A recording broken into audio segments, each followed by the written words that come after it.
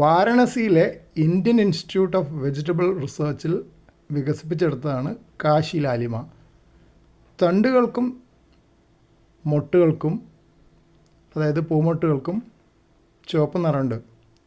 അത് അവയിലുള്ള ആന്തോസയനിൻ പിഗ്മെൻറ്റുകൾ കാരണമാണ്.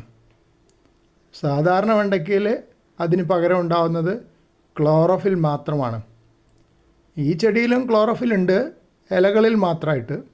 പക്ഷേ തണ്ടുകളിലും ഇലകളുടെ ഞരമ്പുകളിലൊക്കെ ചുവപ്പ് നിറമുണ്ട്. ഇനിയിപ്പോൾ കായ്ക്കുമ്പോൾ കായകൾക്കും ചുവപ്പ് നിറം ഉണ്ടാവും. അതുകൊണ്ടാണ് ഇതിന് റെഡ് ബിന്ദി എന്നും പേരുള്ളത്. കാശി ലാലിമ എന്ന് പറയുന്നത് കാശിയിൽ വികസിപ്പിച്ചെടുത്തതായതുകൊണ്ട്. സാധാരണ വെണ്ടയ്ക്കേക്കാളും പോഷകമൂല്യം കൂടുതലുണ്ടെന്ന് പറയപ്പെടുന്നു. Antioxidants ഉള്ളതുകൊണ്ടാണത്രേ.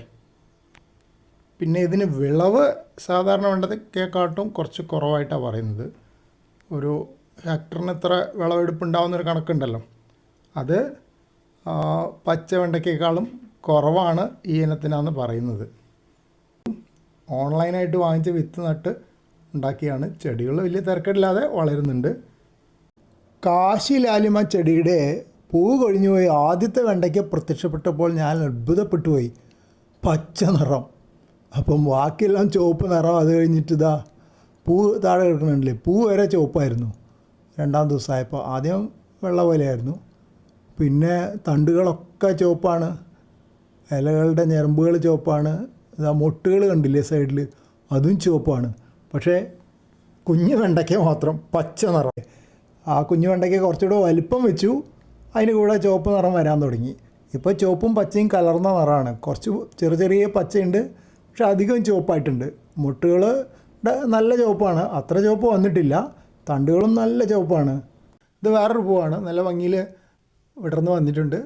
ഇത് കണ്ടാൽ സാധാരണ വെണ്ടയുടെ പൂ പോലെ തന്നെ ഉണ്ട്. പക്ഷേ ചെടിയുടെ തണ്ടുകൾ, ഇലയുടെ തണ്ടുകളൊക്കെ കണ്ടാൽ അറിയാം അത് കാശി ലാലിമയുടെ ആണെന്ന്. പൂവിൽ വലിയ വ്യത്യാസം തോന്നുന്നില്ല.